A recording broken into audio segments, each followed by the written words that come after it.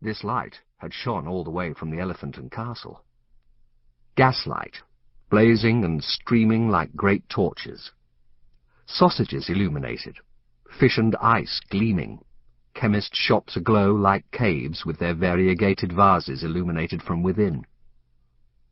The city had become a fairground, and as the coach crossed the river at Westminster, the stranger saw that even the bridges of the Thames were illuminated. The entire Haymarket was like a grand ball. Not just the gas, the music, the dense, tight crowds. A man from the last century would not have recognized it. A man from even 15 years before would have been confused. Dram shops had become gin palaces with their high, great plate-glass windows, their engraved messages. Gin at 3p, generous wines, hot spiced. This one here, it was like a temple, damned if it was not, the door surrounded by stained panes of rich dye, rosettes, bunches of grapes. The big man pushed his way up to the bar and got himself a dram of brandy, which he drank in a gulp. When he turned, his face revealed a momentary confusion.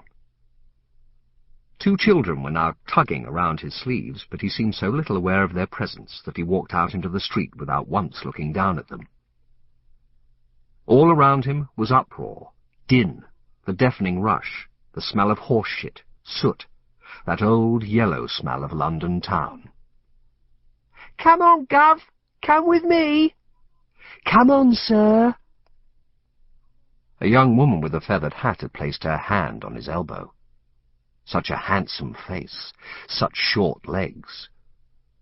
He tugged himself free, walked on a yard or so, and blew his great hawk's nose like a mighty trumpet.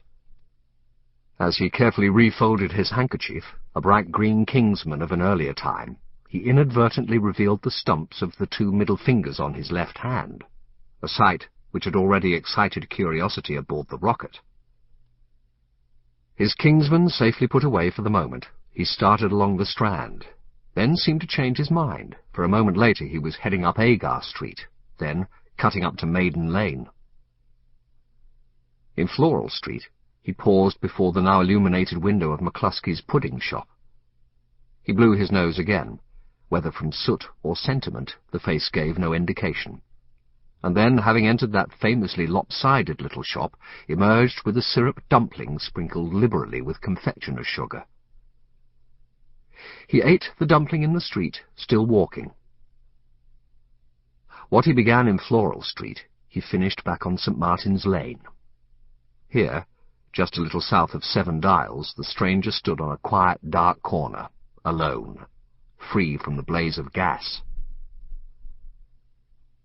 It was Cecil Street he had come to, a very short street linking Cross Street to St. Martin's Lane. He dusted down his face carefully with his kerchief and then set off into the darkness, peering to find what street numbers he could see. None. He had almost arrived at the great river of Cross Street, with its noise and congestion of gigs and post-chaises, hackney cabs and dog-carts, when he came upon a single phaeton stopped in the street. It was a most expensive equipage. That much was clear even in the dark, and indeed, once he had crossed the street, there was sufficient light to make out a gold coronet emblazoned on the shining black door. From inside, he could hear the sound of a young woman weeping. A moment later, he would have been in Cross Street. However, the door of the carriage opened, and a matron in a long dress descended from the coach and addressed the person still seated inside. "Good night, ma'am," she said. Hearing this voice, the stranger stopped abruptly in his tracks. The phaeton drove off, but the stranger stayed very still in the shadow of a doorway whilst the matron opened the gate leading to a high, narrow house directly opposite him. A feeble yellow light showed through the fanlight above the front door. Then he spoke. "Excuse me, missus, but is this number 4? "If you've come for tablets, come back tomorrow." "Mary Britton," he said. He could hear her rattling a big bunch of keys.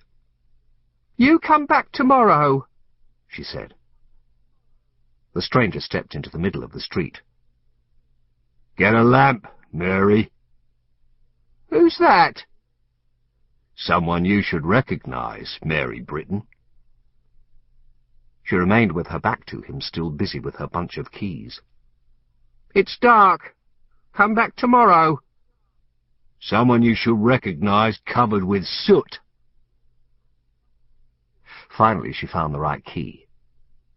The door swung open, and the feeble yellow light, there was an oil lamp burning in the hallway of the house, revealed a tall, handsome woman in a long dress, blue or green, very fancy-looking, shimmering like silk.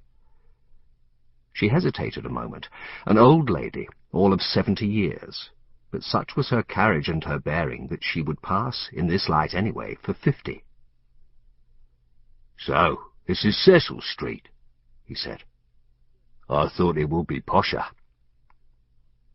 She hesitated, peering into the night, one hand ready on the door handle. "What you doing here?" she whispered.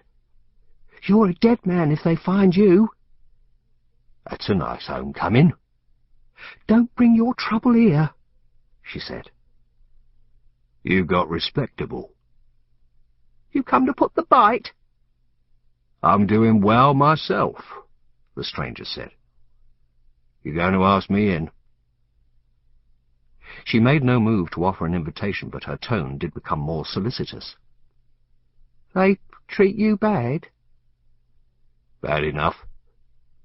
"How do you know I was here?" "I saw your puff in the newspaper." "And now you've come home to play the old dart, you varmint?"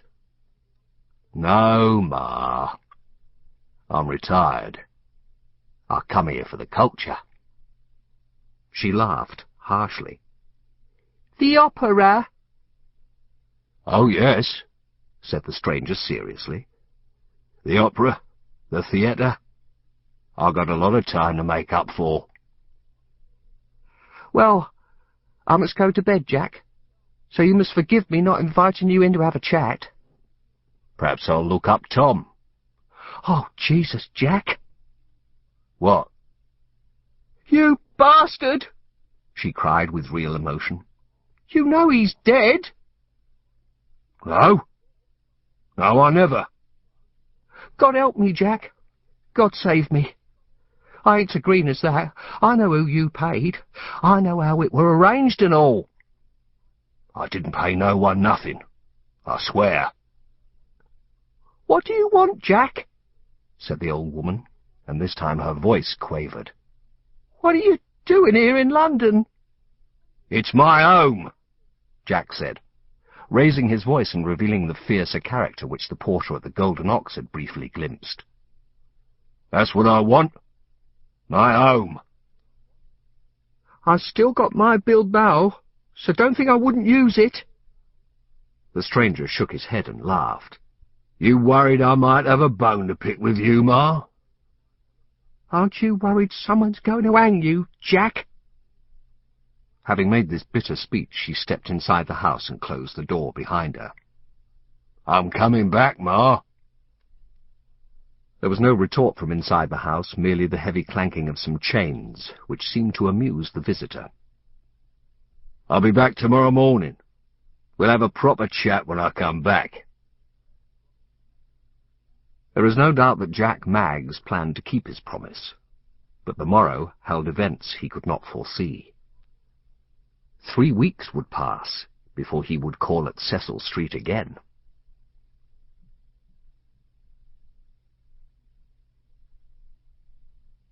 Chapter 2. Great Queen Street had once been home to the pugnacious Lord Herbert of Cherbury. Lord Bristol had lived there, also Lord Chancellor Finch and the Conway and Paulet families. But on that damp Sunday morning, when Jack Maggs came marching up from Longacre with his silver-capped cane tucked under his arm, all that remained of the Golden Age were some pilasters and other ornaments still clinging to the facades of a few houses on the west.